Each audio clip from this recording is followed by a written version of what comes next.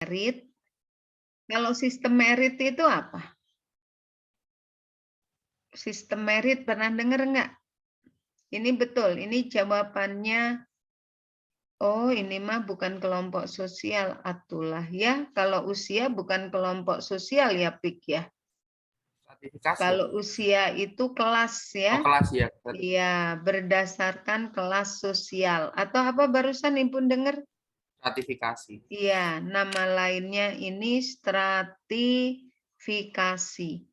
Nah, stratifikasi ini salah satunya ada berdasarkan usia.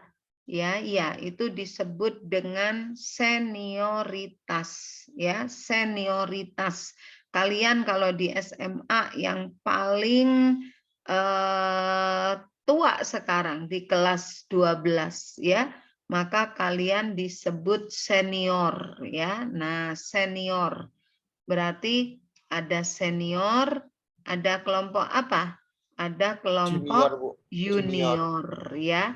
Dan ada kelompok tengah-tengah, ini berarti middle gitu ya. Kelompok middle. Nah, kalau kita lihat junior ini berarti kelompok senior kelompok tua. Junior itu kelompok anak-anak.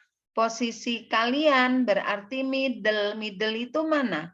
Middle itu remaja. Ya, nah kelompok berdasarkan ini ya itulah berdasarkan senioritas ya, paling senior ya dia paling berkuasa. Kalau ada apa-apa pasti dengerin saya kan senior pasti gitu ya. Oke. Berikutnya ini ada istilah sistem merit. Sistem merit ini apa? Ini sistem pertalian darah, sistem merit. Ada yang dinamakan sistem berdasarkan ayah, disebut apa? Patrilineal. Nah, dari kata father, ini mengambil garis keturunan pihak ayah. Terus ada matrilineal. Ini mengambil garis keturunan dari mother, yaitu pihak ibu. Contoh yang ayah mana? Jawa, Bu. Ayah itu Batak. Iya. Ibu? Padang, Minangkabau. Iya, Minang ya, Minangkabau, Sumatera Barat ya, Minangkabau. Terus ada yang dua-duanya, bilineal. Nah, ini dua, bi itu dua. Ini campuran sistem ayah dan ibu. Dua-duanya kuat. Contohnya mana? Jawa, Sunda, ya. Nah, itu. Jadi garis keturunan dari dua belah pihak, ya. Oke, ada beberapa istilah ini. Ada yang mau ditanya nggak? Jelas ya? Kalau gender apa? Gender apa? Gender. Gender ini sifat dari apa? Sifat jenis kelamin, Bu. Iya, sifat dari jenis kelamin. Maka kalau kita bicara gender yang ada apa? Safa. Keperempuan-perempuanan disebut Feminim. feminisme. Kelaki-lakian, tomboy Maskulin, Bu. disebut Maskulin. ya, maskulin. Betul ya. Nah itu, jadi kalau kita bicara feminim, kita bicara maskulin, itu larinya ke gender ya. Oke, sistem merit itu kaitan dengan ini, kekerabatan. Nah, ke situ ya. Oke, pendidikan jelas ya, pendidikan itu stratifikasi. Baik, soal nomor 2, mudah ini. Syarat berlangsungnya interaksi. Yang E, Bu. Ya, syarat dari sebuah interaksi, syarat itu ada 2. Kalau syarat harus ya, berarti ada kontak dan ada komunikasi. Nah, itu syarat ya. Kalau misalkan ciri, nah ciri dari sebuah interaksi bisa dilihat pelaku ya. Pelakunya tentunya pasti lebih dari satu pihak. Terus terdapat kontak, dilanjutkan dengan komunikasi. Yang kedua, cirinya dalam proses itu terjadi ada tujuan yang akan dicapai, ya. Oke. Jadi kalau kita lihat ini ya nomor 2, ada yang mau ditanyakan nggak? Ini murni soal SBMPTN ya. Kalian bisa lihat nggak jauh lah ke sini-sini juga soal-soalnya mirip-mirip begini. Oke, baik. Berikutnya coba kalian baca itu terus kalian jawab. Nah, ini ke arah keteraturan sosial. Ya, setiap pagi Erin berangkat ke sekolah pukul 6 dan memakai seragam sesuai dengan aturan berlaku. Sementara itu ayahnya berangkat kerja dengan mengendarai sepeda motor dan selalu menggunakan perlengkapan keselamatan berkendara seperti helm, jaket, sarung tangan, dan sepatu. Berdasarkan urutannya, keteraturan sosial yang dijalani Erin dan ayahnya dinamakan apa? Nah, kalau kita lihat unsur keteraturan sosial itu yang pertama dimulai dengan tertib. Ya, setelah tertib, yang kedua muncul order. Yang ketiga muncul keajegan. Yang keempat baru muncul pola. Nah, ini unsur keteraturan. Kalian bisa lihat nih nomor 3. Nomor 3 berarti jawabannya apa di situ? Kata kuncinya. Ada kata setiap berangkat ke sekolah pukul 6. Ya, sementara itu ayahnya berarti Erin berangkat ke sekolah pukul 6 pakai pakaian seragam lengkap. Terus sementara itu ayahnya berarti ayahnya juga di setiap pukul 6 berangkat kerja dengan menggunakan Pola bukan Bu ini Bu. angkat apa itu? Dengan menggunakan atribut keselamatan itu menunjukkan apa? Pola Bu. Pola. Kalau pola itu kondisi yang sudah menjadi sebuah sistem. Kalau sistem itu berarti diikuti oleh seluruh masyarakat. Sistem berdemokrasi. Nah, kalau membentuk semua sistem itu sudah meluas. Berarti bukan pola. Pola itu unsur keteraturan sosial yang tinggi derajatnya. Karena kalau membentuk sistem itu sudah menjadi aturan yang berlaku secara umum. Gitu, Safa ya, kalau sistem. Ayo, apa? Kalau tertib itu Kalau kondisi. ajegan Bu, keajegan. Nah, keajegan, ya. Kenapa kamu jawab keajegan? Soalnya kan kalau tadi kata Ibu kalau pola kan bukan, karena ini sudah menyangkut masalah keseluruhan kan Bu. Kalau Ya, keajegan kan kayak sebuah udah jadi tertib terus dipatuhi sehingga lama kelamaan akan terus menerus seperti itu menimbulkan keajegan gitu. nah kata kuncinya terus menerus itu ada kata rutin. Diikuti secara rutin. Rutinnya mana? Yang menunjukkan rutin mana? Tiap Rutinitas. pagi Bu. Nah, setiap jam 6. Besok pagi jam 6 begitu lagi kan si Erin? Betul nggak?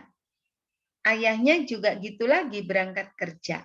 Nah, maka ini menjadi keteraturan yang disebut keajekan. Ini dari bahasa Jawa ajek. Ajek ya. Apa sih artinya ajek?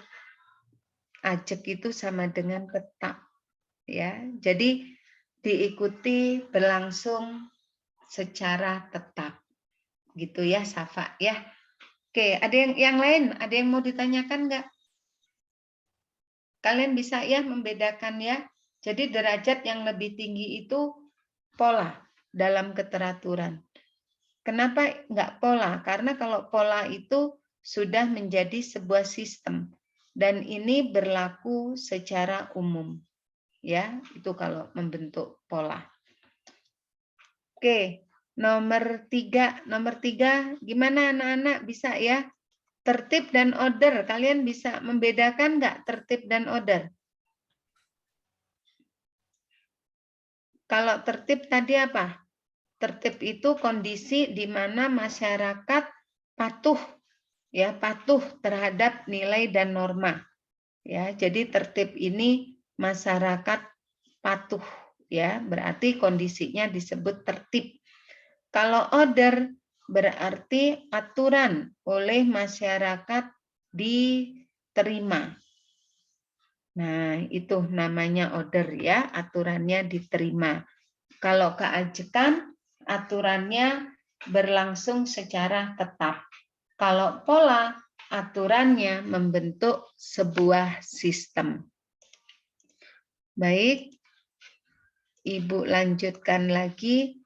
Nah, ini nomor berikutnya, nomor 4. Syarat terbentuknya kelompok sosial. Nah, Ibu tanya, apa yang disebut kelompok sosial? Apa sih kelompok sosial? Yuk. Kelompok sosial, kumpulan dari apa? Dari Dari 2 orang atau lebih, Bu, yang ya, memiliki dari kesamaan identitas. Nah, 2 individu atau lebih ya. 2 individu atau 2 kelompok. Nah, atau lebih yang punya apa, Safa, di sini? Mereka memiliki persamaan apa? Tujuan yang sama, Bu. Persamaan tujuan dan persamaan apa? Identitas. Nah, ini yang disebut dengan kelompok sosial. Ya, kelompok sosial ini terbentuk ya, bisa berdasarkan hobi. Bisa. Contoh berdasarkan hobi apa? Kelompok sosial berdasarkan hobi. Contohnya apa? Ekstrakurikuler melukis.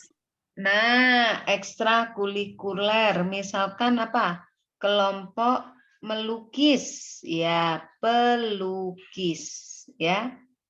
Terus yang sedang marak sekarang, pecinta sepeda ontel, goes, gitu ya. Atau sama-sama punya hobi traveling, suka jalan-jalan, ya, bisa. Selain hobi, kelompok sosial ada berdasarkan profesi. Contohnya apa? Profesi. Ada misalkan guru. Ada apa lagi? Ada pengacara, advokat.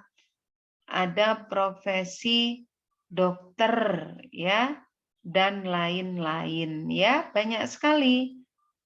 Ya, selain profesi, kelompok sosial bisa didasarkan dari daerah. Daerahnya sama, ya.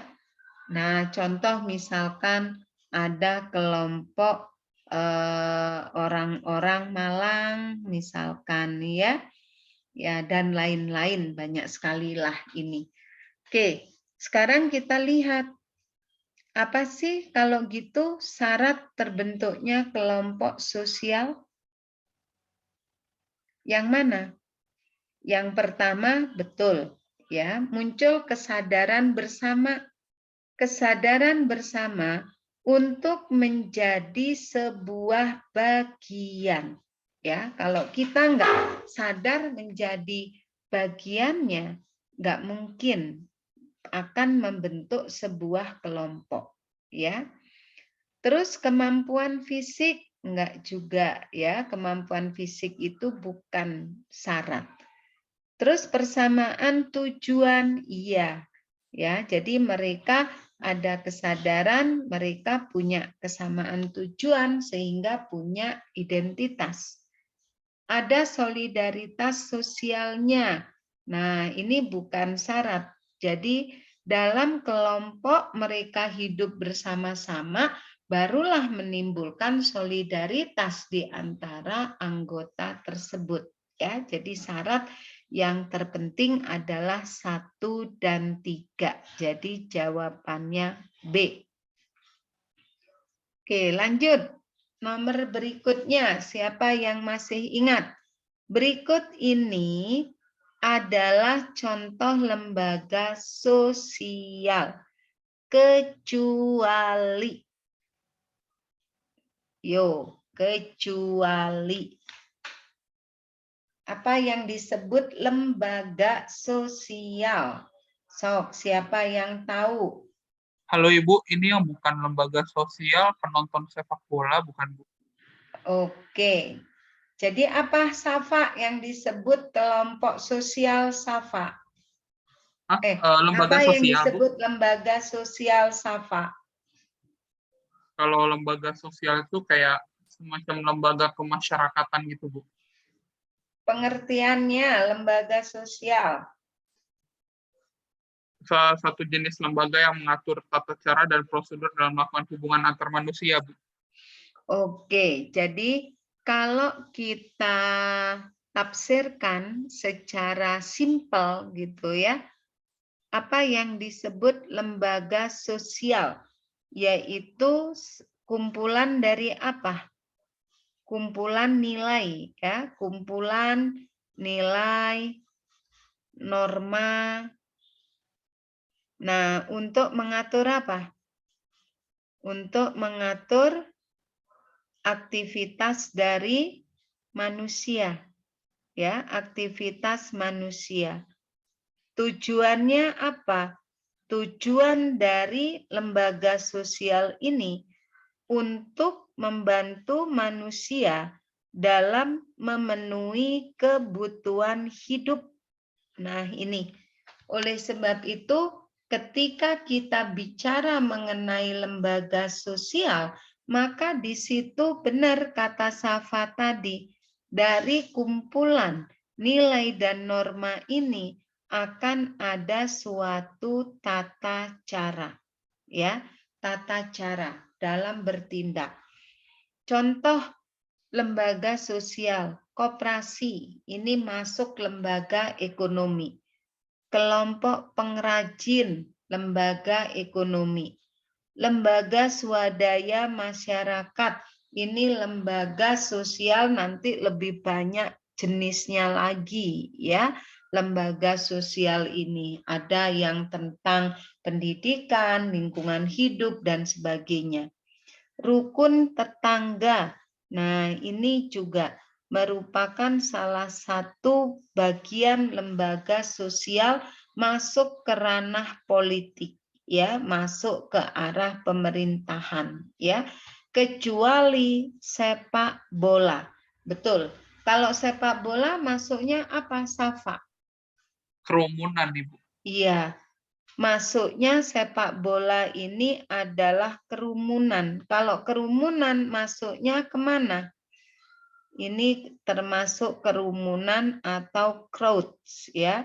Ini masuknya apa? Kerumunan atau crowds ini. Kalau dilihat, bukan lembaga sosial, tapi dia bagian dari apa di masyarakat? Bagian dari kelompok sosial. Ya, tapi kelompok sosial yang bagaimana, Safa? Yang tidak teratur. Ya, jadi ini masuk pada kelompok sosial tidak teratur. Ya, kelompok sosial tidak teratur. Contohnya ada apa saja? Oke, ini ada yang mau ditanyakan nggak? Yuk, nak, kelompok sosial yuk. Coba, siapa yang bisa bantu selain Safa?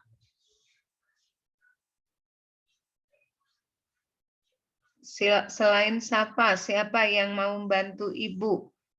Coba, kalian masih ingat kelompok sosial? Kelompok sosial wujudnya ada kelompok sosial yang apa? Yang satu teratur. Yang kedua, kelompok sosial yang tidak teratur. Nah, kelompok sosial yang teratur, contohnya apa? Halo? Kelompok Yang lembaga sosial. apa, nak? Yang kayak lembaga sosial gitu, Bu. Bukan. Lembaga sosial, contohnya nanti ada keluarga, ada lembaga, kan mengatur himpunan, ada lembaga perkawinan, lembaga pendidikan, lembaga ekonomi, lembaga politik, nah itu lembaga sosial. Kalau kelompok sosial yang teratur, kelompok sosial yang teratur itu yang bagaimana? Yang keanggotaannya jelas, ya. Terus terencana pembentukannya, ya. Contohnya apa yuk kelompok sosial teratur?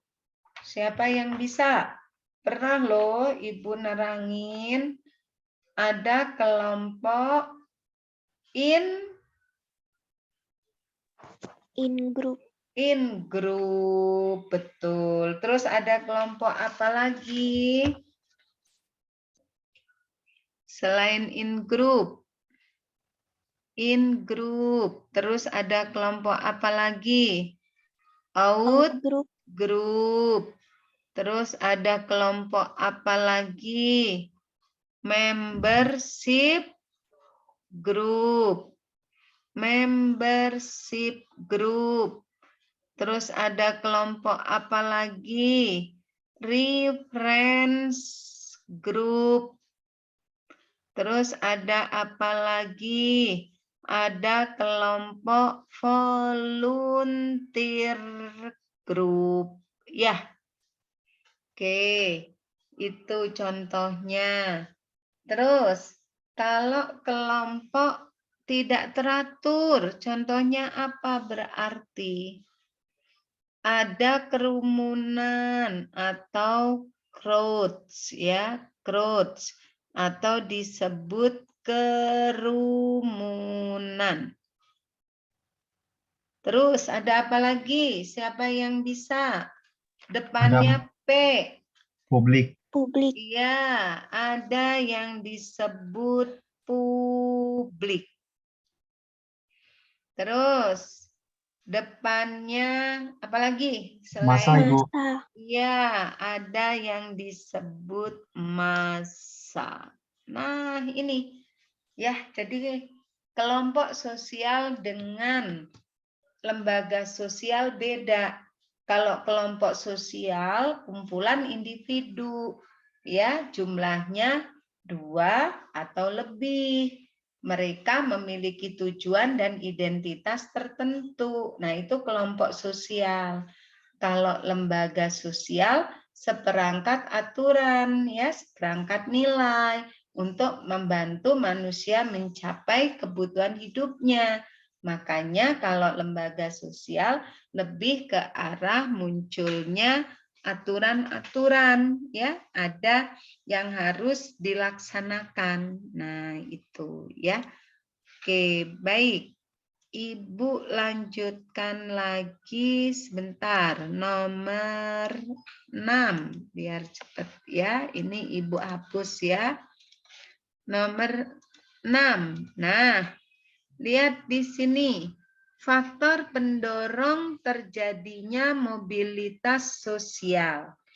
Nah, di sini sudah jelas ada kaitan demografi. Nah, sebetulnya kalau kita lihat semua ini bisa jadi pendorong. Ya, status sosial. Kalau status sosial dia rendah gitu ya, pasti dia pingin lebih baik ya. Jadi dari kelas rendah pasti dia akan lebih baik, akan berusaha untuk lebih baik, sehingga berusaha untuk melakukan mobilitas sosial ke arah naik. Ya, situasi politik juga menjadi pendorong. Contoh misalkan perang. Kita bisa lihat Ukraina terjadi perang. Wah, itu mengakibatkan perang ya, orang berbondong-bondong gak mau ikut perang, pingin meninggalkan negerinya, mencari selamat. Ya, tapi ada juga dalam sebuah perang, mungkin dia orang biasa. Wah, saya pingin nanti diakui terlibat dalam perang. Ya, lingkungan alam ini juga bisa jadi pendorong. Ya, bisa jadi pendorong. Apalagi kalau misalkan terjadi bencana. Nah, wah nggak mau tinggal di sini. Saya pingin pindah. Pertambahan penduduk, apalagi ya pertambahan penduduk. Ini lapangan kerja menjadi kurang ya. Terus rumah gitu ya. Rumah-rumah menjadi penuh ya karena banyak. Ini juga menjadi pendorong. Nah, yang ditanya demografi dari sekian ini. Kalau demografi kaitannya dengan penduduk ya, berarti pasti hanya yang 4 saja. Ini jawabannya D ya. Kalau kita bicara status sosial, ini bukan demografi. Ini berarti aspek sosial yang mendorong. Situasi politik ini politik ya. Lingkungan alam ini faktor fisik atau geografis ya. Jadi betul. Jadi untuk nomor ini jawabannya hanya 4 saja, yaitu yang D ya. Nah, dari sini kalian bisa lihat nih soal-soal kayak kemarin SBMPTN itu, Tariana ini kenapa mouse ibu nggak jalan? Nah, soal SBMPTN itu sebetulnya kalau kita lihat ya secara teori begitu, nanti tinggal kalian bisa aplikasi atau kalian bisa menyimpulkannya ya. Oke, Ibu lanjutkan untuk nomor 7 ya. Kalian bisa lihat soal nomor 7. Perjenjangan sosial dalam masyarakat yang menggunakan ukuran privilege dan prestis dapat dikategorikan sebagai perjenjangan berdasarkan apa? Oke, kalian bisa lihat ini. Kalau perjenjangan ini berarti kaitan dengan tingkatan, ya. Perjenjangan itu berkaitan dengan tingkatan. Nah, di sini nama tingkatan ini menghasilkan sebuah pelapisan sosial, ya. Tingkatan menghasilkan pelapisan sosial. Bentuknya apa di masyarakat? Yaitu adanya kelas sosial, ya. Muncul kelas di masyarakat. Nah, kelas sosial tingkatannya seperti ini. Contoh misalkan berdasarkan kekuasaan. Misalkan kita ambil kekuasaan, di sini ada presiden. Di sini ada pejabat negara. Nah, di bawahnya ada rakyat. Nah, ini kelas 1, kelas 2, kelas 3 ya, kelas atas, menengah, kelas bawah. Nah, ini sebagai penjenjangan berdasarkan apa?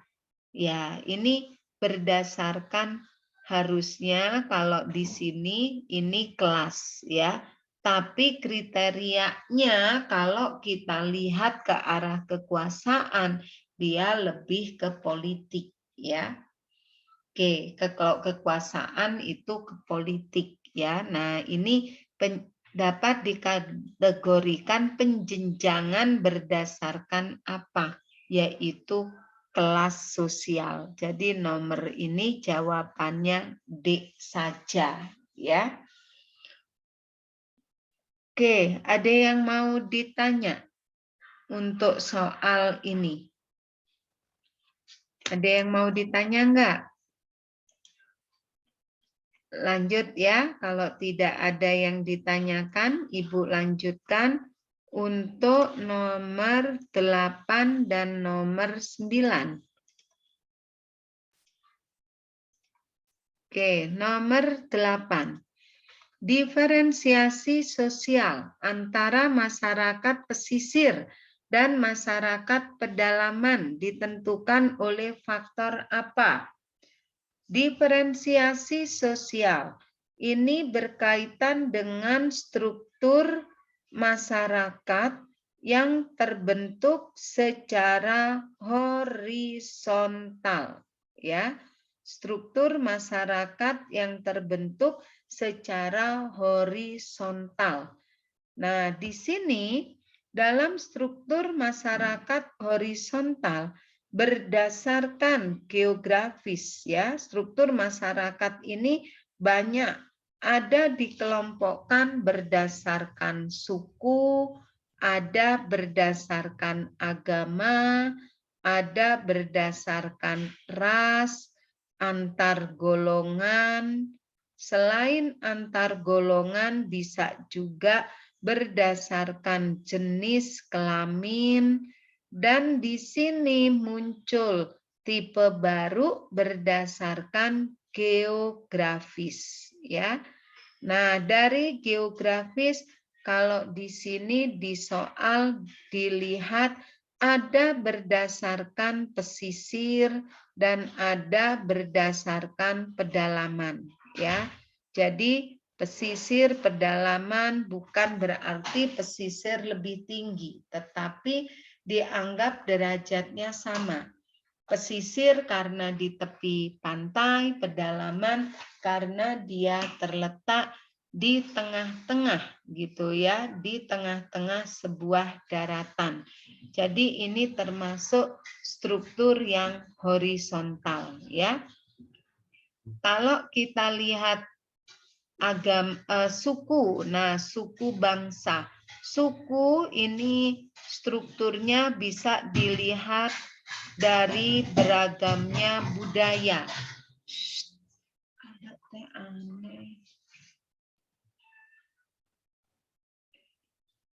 Budaya atau adat ya, atau tradisi ya kalau suku.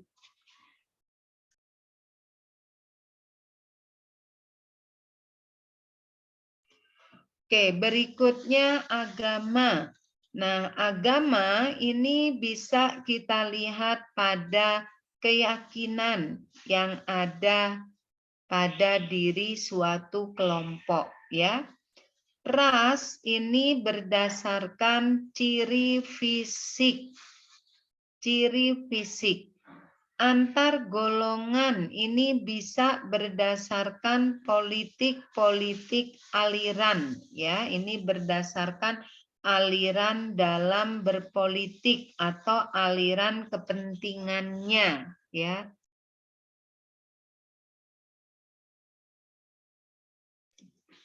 Oke, jenis kelamin ini berdasarkan sifat alami yang dimiliki oleh tiap individu ya, yang dimiliki oleh setiap orang. Nah, tinggal dilihat dari situ ya. Ini sebenarnya mudah untuk nomor 8 ya. Lanjut nomor 9. Promosi jabatan dengan imbalan tinggi merupakan bentuk mobilitas yang dapat memicu terjadinya apa? Nah, dalam sebuah mobilitas, di sini yang ditanya adalah mobilitas climbing ya. Dia melakukan proses mobilitas naik, tapi dengan imbalan yang tinggi, maka dia tidak sportif. Pasti ini akan berdampak. Jadi mobilitas ini pasti akan membuat sebuah dampak, baik positif ataupun negatif. Kalau di sini pasti negatif ya. Yang terjadi apa? Bisa persaingan antar pegawai, perdebatan, konflik juga bisa terjadi ya, keharmonisan enggak. Pasti nomor 9 tidak terjadi sesuatu yang harmonis karena tidak sehat ya. Maka jawabannya A. Oke, bentar ya Nak ya, lagi azan ya di tempat Ibu ya, bentar. Kita berhenti sebentar.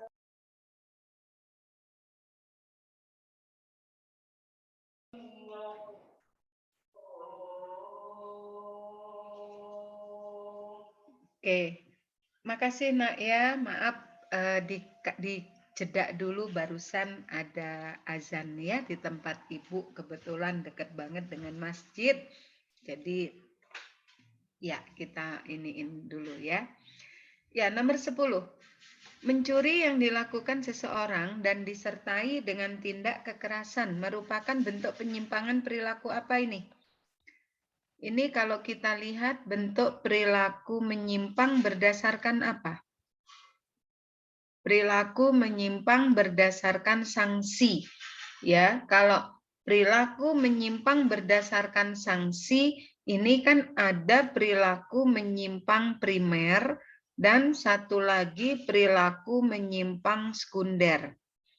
Terus berdasarkan jumlah dari yang melakukan penyimpangan, ada perilaku menyimpang individu, ada perilaku menyimpang kelompok, ya. Nah, kalian bisa lihat di sini, mencuri yang dilakukan seseorang dan disertai tindak kekerasan. Berarti jumlahnya 1 ya, berarti individu. Terus dengan kekerasan, kalau dengan kekerasan pasti sudah tidak dimaafkan, berarti masuknya adalah sekunder ya. Maka jawabannya 4 saja, ini D. Pasti kalian masih ingat apa beda perilaku menyimpang berdasarkan sanksi yang disebut primer. Kalau primer, perilaku menyimpangnya ini sanksinya oleh masyarakat ya masih ringan. Terus masyarakat masih memaafkan, jadi ditoleransi. Terus kecenderungan ini sifatnya temporer ya, jadi bukan menjadi sebuah kebiasaan. Kalau sekunder ini sanksinya yaitu berat ya. Masyarakat sudah tidak memaafkan. Jadi tidak ditoleransi. Terus ini sifatnya adalah permanen. Bahkan kecenderungan perilaku ini sudah menjadi sebuah kebiasaan ya. Nah, ini bedanya ya. Kalian bisa lihat misalkan yang primer contohnya apa? Melanggar rambu lalu lintas ya, melanggar lalu lintas. Walaupun melanggar hukum itu dianggap ringan. Terlambat ya. Terus kalau kita ulangan nggak jujur, mencontek ya. Nah, masuk ke sini. Kalau yang sekunder misalkan apa? Contoh mencuri. terus tindak kekerasan, ya, menggunakan kekerasan, apalagi mencuri dengan tindak kekerasan, ya, luar biasa, ya. Terus mabuk-mabukan, ya, oleh masyarakat itu pasti sudah tidak dimaafkan, ya. Nah, jadi nomor 10 jawabannya D. Nah, anak-anak, ini pembahasan kita terakhir pada sore hari ini. Ada yang mau ditanyakan nggak sampai sini? Halo, ada yang mau ditanyakan? Halo Bu, Ya, aku mau nanya tapi di luar yang tadi udah Ibu jelasin. Kan ini tadi kita soal tambahan sosiologinya dari soal-soal SBMPTN ya Bu ya. iya, betul. Kalau di SBMPTN itu sepengalaman Ibu dari dulu, sosiologi itu apakah ada materi tentang pemberdayaan komunitas sama ketimpangan nggak Bu? Kalau di SBM? Kalau ya, Ibu jawab ya, sampai soal 2021 pemberdayaan komunitas dan ketimpangan nggak? Pemberdayaan komunitas nggak ada. Ketimpangan itu biasanya masuk ke dalam ini masalah sosial, sapa keperubahan. Misalkan berarti nggak khusus pengangguran, ya, Bu? kemiskinan, ke situ larinya. Berarti nggak dibikin materi khusus ya Bu ya? Nggak dibikin materi khusus. Oke Bu. Oke, ada lagi? Oke, kalau cukup Ibu stop ya. Alhamdulillah pertemuan kita